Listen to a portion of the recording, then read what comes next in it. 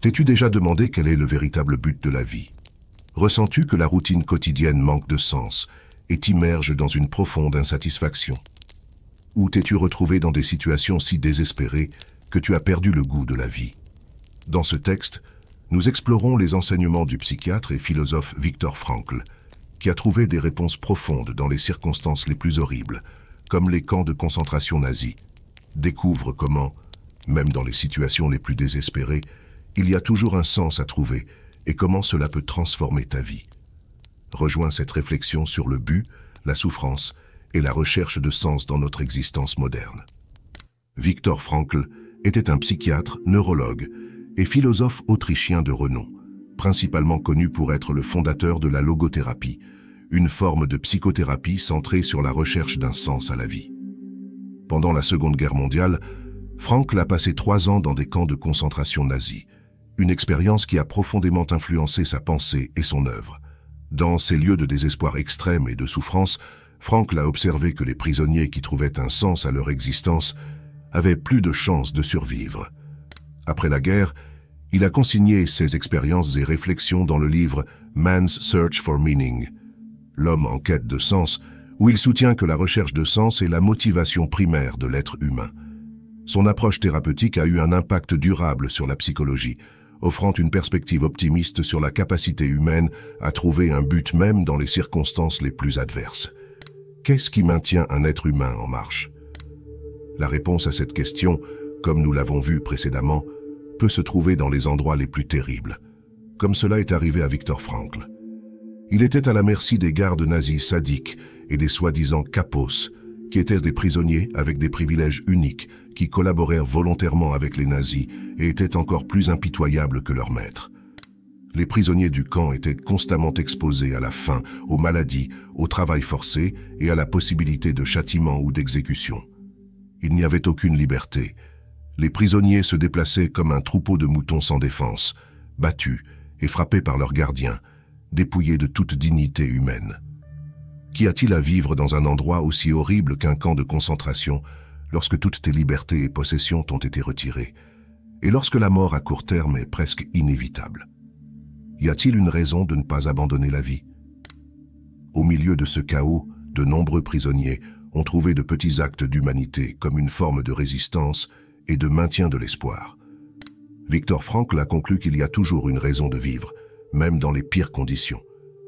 Il y a toujours un sens à la souffrance, et si nous pouvons comprendre ce sens, cette étoile dans le ciel, nous pouvons surmonter même les circonstances les plus douloureuses. Selon Viktor Frankl, ce n'est pas le plaisir, ni le succès, ni le pouvoir qui motivent les gens. Fondamentalement, ce qui motive, c'est de trouver quelque chose, un but, un sens pour lequel vivre et même mourir. Cette quête de sens est ce qui définit notre humanité et nous donne la force de faire face à des adversités inimaginables. Quel est le but de ma vie? Quel est le sens de tout cela? Ces questions résonnent dans la condition sociale actuelle, principalement dans le monde occidental, où nos vies semblent tourner autour de travailler dans un emploi sans intérêt pour gagner de l'argent pour acheter des choses, comme un moyen d'amortir notre sentiment de manque de sens. Pendant les périodes de mondialisation, de sécularisation et de paix relative, il est moins probable que nous trouvions un sens en faisant partie d'une tribu, d'une communauté religieuse, ou en défendant nos pays et nos proches contre des ennemis voisins. Le manque de connexion et de but a conduit à une épidémie de mécontentement et de vide existentiel dans notre société moderne.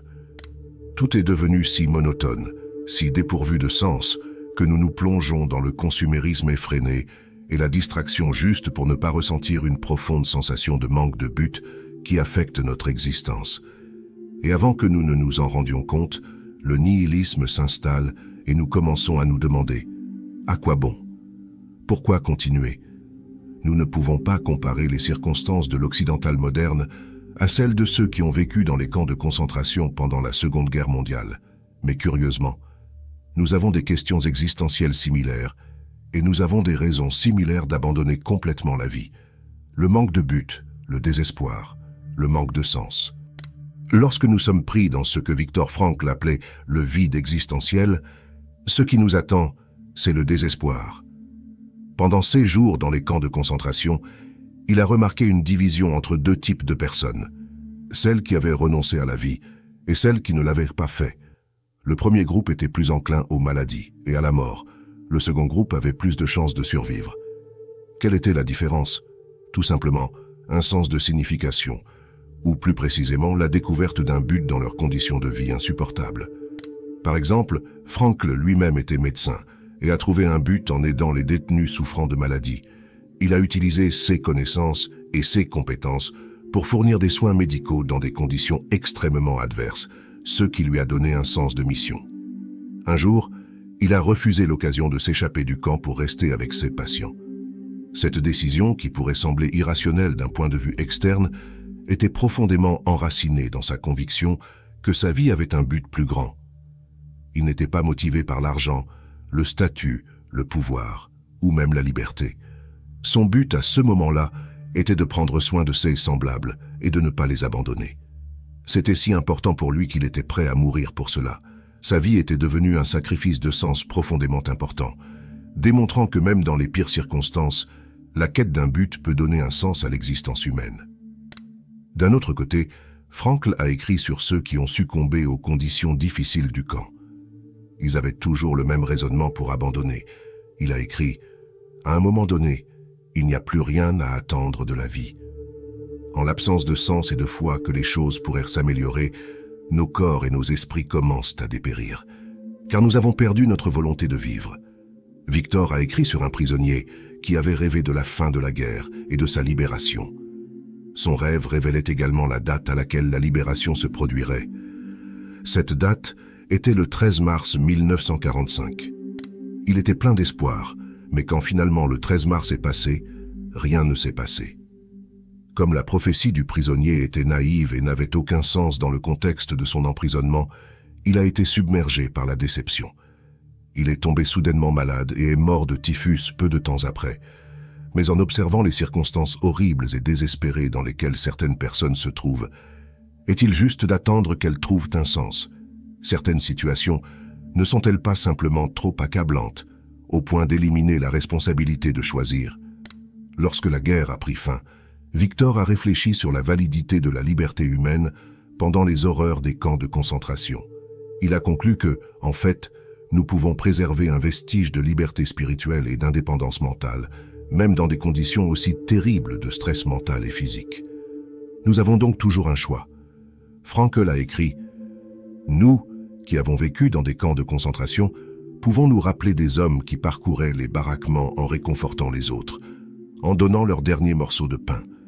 Ils pouvaient être peu nombreux, mais cela offre une preuve suffisante que tout peut être enlevé à un homme sauf une chose, qui est la dernière des libertés humaines. Cette liberté est de choisir son attitude dans n'importe quel ensemble de circonstances et par la suite de choisir son propre chemin. Les capots impitoyables sans morale, les gardes nazis sadiques sans respect pour la vie humaine, les prisonniers qui ont perdu la volonté de vivre, les gardiens qui ont essayé d'aider les détenus, ceux qui ont trouvé un sens dans la souffrance la plus profonde, tous étaient responsables de leur choix de vie. Par conséquent, peu importe à quel point la vie est terrible, nous pouvons et devons toujours décider dans quelle direction nous allons. Choisissons-nous de trahir notre peuple et de commettre des actes brutaux pour échapper à la torture et à la mort dans les camps de concentration? Choisissons-nous de succomber à la pression du groupe et aux idéologies haineuses? Choisissons-nous d'embrasser une mentalité nihiliste et destructrice en raison de vivre dans une société consumériste qui semble spirituellement et moralement brisée? Choisissons-nous de devenir des jouets de nos circonstances? Selon Frankl, la liberté spirituelle que nous avons, une liberté qui ne peut être arrachée, rend la vie significative et pleine de sens. Victor a écrit dans son ouvrage « La manière dont un homme accepte son destin et toute la souffrance qu'il comporte, la manière dont il prend sa croix, lui offre de nombreuses opportunités, même dans les circonstances les plus difficiles, d'ajouter un sens plus profond à sa vie. » Imagine devoir te lever du lit chaque matin sans un objectif significatif à long terme. La seule raison pour laquelle tu te lèves est parce que tu dois aller travailler et participer à des activités que tu n'aimes pas, juste pour soutenir financièrement une existence sans but et les nombreux plaisirs sans signification pour y faire face. Tu blâmes ton passé, tes parents, les circonstances et même tes gènes pour ne rien avoir en ta faveur. Mais en réalité, tu peux toujours transcender ta situation et trouver un but malgré toute situation extérieure. La question est bien sûr comment. Avant d'aborder le comment du sens, il est utile d'examiner le pourquoi du sens, surtout à l'époque actuelle. Il y a une tendance à se concentrer sur l'argent, le statut, le pouvoir et le plaisir plutôt que sur une vie significative. Mais selon Victor, ces quêtes sont des moyens de faire face à un vide existentiel. Elles sont une conséquence du manque de sens dans une société fortement préoccupée par la recherche de plaisir et l'acquisition de richesses. Il est souvent difficile de réaliser que ces quêtes ne remplissent pas notre vide existentiel et ne sont que des substituts bon marché de CE qui comptent vraiment. Une approche plus directe pour faire face à la douleur du manque de sens que nous voyons aujourd'hui est la recherche du bonheur. Dans certains cercles, le bonheur est même devenu une exigence. Il n'y a rien de mal avec le bonheur, car le bonheur est probablement l'état mental le plus agréable et le produit final de suivre, par exemple, les enseignements stoïciens et bouddhistes. Mais comme le soutient Frankl, le bonheur en soi ne peut être poursuivi, car il doit surgir. Victor a écrit une fois que l'on trouve la raison, on devient automatiquement heureux. Comme nous le voyons, un être humain n'est pas en quête de bonheur, mais plutôt en quête d'une raison d'être heureux.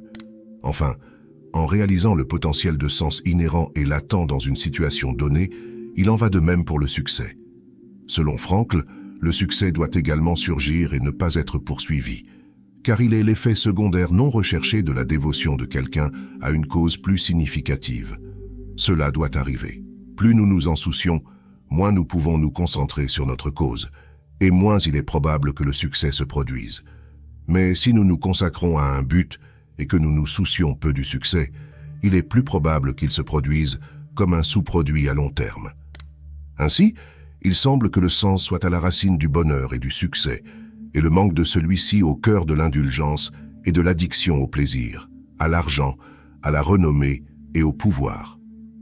Ayant expliqué cela, examinons le comment du sens. Trouver un sens, tout d'abord, selon Frankl, dépend de la personne, du moment et des circonstances. Il n'y a pas de type de sens qui serve à tous à tout moment. Comparez la quête inutile d'un sens général à une question posée à un champion d'échecs, comme « Quel est le meilleur coup au monde ?» La réponse à cela est qu'il n'y en a pas. Le meilleur coup aux échecs dépend entièrement de la situation dans le jeu et des caractéristiques de l'adversaire. Nous ne pouvons pas inventer le sens de notre existence, mais nous pouvons le détecter. Comme l'a dit Victor, le sens est inhérent et latent dans une situation donnée. Nous ne pouvons découvrir notre but que si nous interagissons avec le monde ou déterminons ce dont le monde a besoin. Frankl a écrit que nous découvrons le sens de la vie de 3 manières différentes. D'abord, en créant une œuvre ou en réalisant une action. Ensuite, en expérimentant quelque chose ou en rencontrant quelqu'un. Enfin, en adoptant une attitude face à la souffrance inévitable. La première réside dans l'accomplissement et la réalisation, des quêtes créatives comme écrire un livre, peindre, partager des histoires sur nos souffrances et expériences de vie, ou résoudre les problèmes actuels avec des inventions scientifiques et technologiques. Ces choses peuvent aider les autres. Nous ne le découvrirons que lorsque nous commencerons et nous impliquerons avec le monde pour que les besoins des autres personnes deviennent évidents. Le bénéfice de faire de bonnes actions n'a pas besoin d'explication, mais il n'a probablement pas besoin d'être grandiose. Même partager un petit morceau de pain avec un détenu affamé peut être une expérience profondément significative. En outre, la réalisation personnelle et professionnelle peut surgir en établissant et en atteignant des objectifs qui défient nos compétences et nos connaissances. Participer à des projets communautaires, au volontariat ou à des initiatives sociales peut également être une source de buts significatifs. Ces activités non seulement améliorent notre environnement, mais nous donnent aussi un sentiment d'appartenance et de contribution. La reconnaissance et l'appréciation des autres peuvent servir de validation supplémentaire de notre effort et de notre dévouement, renforçant notre sentiment d'accomplissement. En fin de compte, ces réalisations nous permettent de laisser un héritage positif et durable, fournissant un but durable dans nos vies. La seconde réside dans la connexion que nous avons ou trouvons avec les personnes et les choses, l'expérience même de la vie. Se soucier de l'environnement et de ses habitants peut être significative en soi. Victor décrit cela comme de l'amour, car il soutient que l'on a besoin d'amour pour vraiment connaître quelque chose ou quelqu'un. Viktor Frankl a écrit « La deuxième façon de trouver un sens à la vie est d'expérimenter quelque chose comme la bonté, la vérité et la beauté, d'expérimenter la nature et la culture, ou enfin, d'expérimenter un autre être humain dans sa singularité, en l'aimant. » Ces connexions non seulement enrichissent notre vie quotidienne, mais nous fournissent aussi un sens d'appartenance et de communauté. En forgeant des relations profondes et significatives, que ce soit avec des amis, de la famille ou même des inconnus, nous créons un réseau de soutien émotionnel qui nous aide à faire face aux défis de la vie. L'appréciation de la beauté dans la nature, l'art et la culture peut également élever notre esprit et nous donner des moments d'inspiration et de joie. En aimant et en étant aimés, nous cultivons l'empathie et la compréhension, ce qui nous permet de voir au-delà de nos propres préoccupations et de contribuer au bien-être des autres. Ces expériences nous enseignent que le véritable sens se trouve souvent dans les moments partagés et dans la capacité à nous connecter sincèrement avec le monde qui nous entoure. La troisième réside dans le fait de trouver un sens dans la souffrance. Victor donne l'exemple d'un praticien âgé qu'il a consulté en raison de sa grave dépression après avoir perdu sa femme. Au lieu de lui dire quoi faire, il lui a demandé « Que se serait-il passé si vous, docteur, étiez mort en premier et que votre femme devait survivre sans vous ?» « Eh bien, dit le docteur, pour elle cela aurait été terrible. Il est plus que certain qu'elle aurait beaucoup souffert. » Victor a souligné que la femme du médecin avait été épargnée d'une telle souffrance et qu'il l'avait libérée en payant le prix. Il a survécu et la pleure maintenant. Nous ne pouvons pas ramener les morts. Dans de nombreuses situations, comme être prisonnier dans un camp de concentration, il n'y a pas grand-chose que nous puissions faire à propos des facteurs externes. Lorsque nous ne pouvons plus changer une situation, nous sommes mis au défi de nous changer nous-mêmes, a déclaré Frankl. En changeant notre attitude, nous pouvons transformer l'adversité en triomphe. Nous pouvons trouver un sens même dans les pires souffrances imaginables. La philosophie de Viktor Frankl pourrait se résumer ainsi. Trouver quelque chose pour lequel vivre et même mourir transforme une existence sans but et désespérée en une vie qui vaut la peine d'être vécue, quelles que soient les circonstances. Il est maintenant important de reconnaître que les enseignements de Viktor Frankl sur la recherche de sens et de but sont plus pertinents que jamais aujourd'hui. À mesure que la société fait face à des défis uniques et à des changements rapides, la philosophie de Frankl peut fournir un cadre inestimable pour trouver un but et de la résilience. Faire face à l'incertitude et à l'anxiété. De nos jours, nous vivons dans un monde rempli d'incertitudes, qu'il s'agisse de la pandémie, du changement climatique, de l'instabilité économique ou pire encore de la situation tendue entre les pays actuellement. Les enseignements de Viktor Frankl nous rappellent que, même dans les moments les plus sombres, nous pouvons trouver un but qui nous donne de la force. En acceptant et en cherchant un sens à nos difficultés, nous pouvons transformer l'anxiété en une opportunité de grandir et de trouver de l'espoir. Peu importe à quel point la situation ou l'avenir peut sembler sombre. Le but dans le travail est la vie quotidienne. Beaucoup d'entre nous sentent qu'ils sont coincés dans des emplois qui ne les remplissent pas. Frankl nous enseigne que nous pouvons toujours chercher un but plus profond dans ce que nous faisons. Que ce soit en trouvant des moyens d'aider les autres dans notre travail actuel ou en faisant un changement courageux vers une carrière qui nous passionne, nous pouvons donner un nouveau sens à notre vie quotidienne. L'auto-amélioration et la croissance. L'idée d'auto-transcendance de Frankl suggère que notre vie s'enrichit lorsque nous recherchons un but qui transcende nos propres besoins. Cela peut signifier s'impliquer dans des causes qui nous tiennent à cœur, faire du bénévolat ou simplement aider les autres. En nous concentrant sur quelque chose de plus grand que nous-mêmes, nous trouvons un sens plus profond et durable dans nos vies. Résilience face à la souffrance. À une époque où la santé mentale est un défi constant, les enseignements de Frankl sur la recherche de sens dans la souffrance sont particulièrement pertinents. Plutôt que de voir nos difficultés comme des obstacles insurmontables, nous pouvons apprendre à les voir comme des opportunités de grandir et de trouver un but plus profond. Ce changement de perspective peut nous donner la force nécessaire pour surmonter toute adversité. Connexion et communauté. Dans un monde où la technologie nous déconnecte souvent, les idées de Frankl sur l'amour et l'empathie sont plus importantes que jamais. En cherchant et en nourrissant des relations significatives, tant dans nos communautés locales que dans le domaine numérique, nous pouvons trouver un sens d'appartenance et de but qui enrichit nos vies. La véritable connexion avec les autres nous aide à nous sentir plus humains et moins seuls. Éducation et parentalité. Intégrer les enseignements de Frankl dans l'éducation et la parentalité peut avoir un impact profond sur les nouvelles générations. En apprenant aux jeunes à chercher et à trouver un sens dans leurs études, leurs relations et leurs défis personnels, nous les préparons à affronter l'avenir avec résilience et but.